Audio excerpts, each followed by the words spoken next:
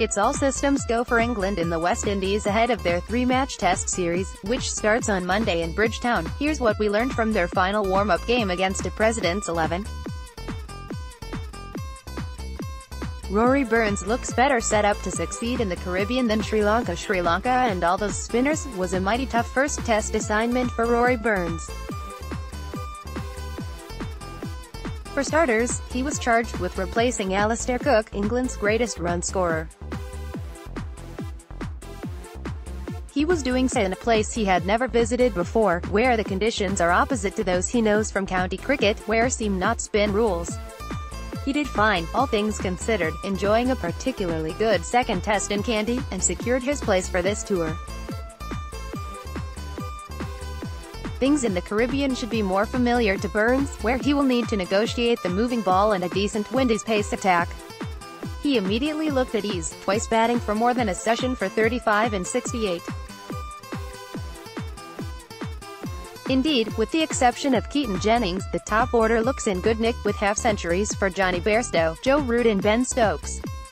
Rory Burns has the chance to cement his place at the top of the England order ahead of this summer's Ashes series. Chris Woakes has played just one test since a man-of-the-match performance at Lord's, where he made his maiden century and bowled like a dream. It was a performance that demanded selection.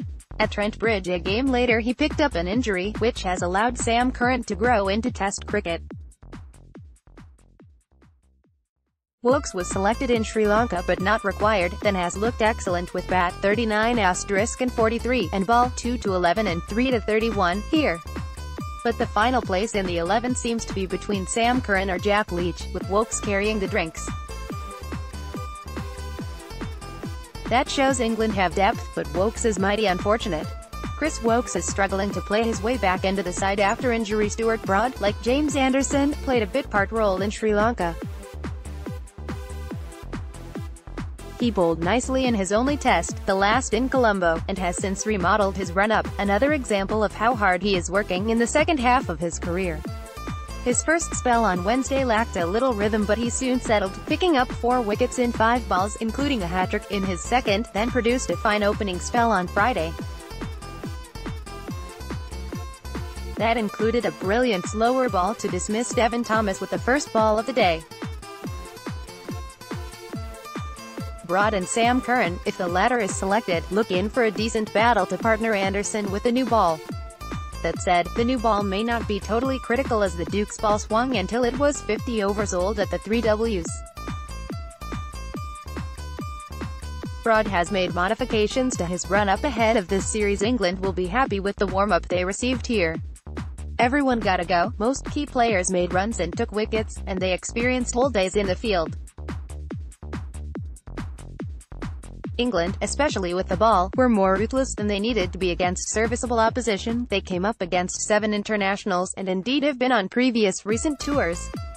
The scorecards looked ridiculous. England took 30 wickets across their 2 bowling days, but it did the job.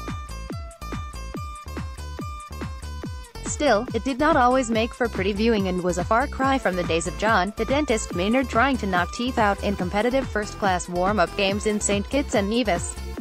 Such games are, with the exception of long tours to Australia or India, a thing of the past, because they do not allow adequate scope. Had England played a first-class game here, it would have been over in a couple of days. The pitch was dodgy, and only 11 players could have taken part. With selection debates to solve, a little more would have been required. John Campbell might not be looking forward to his test debut. John Campbell began this match by being called into the Windies squad for the first test, but he might not be quite as excited now. He was dismissed twice on Wednesday, by James Anderson 8 balls into the day, then threw a poor run out, and then shielded from the England attack on Friday. You fancy they might be looking forward to another bowl at him from Wednesday.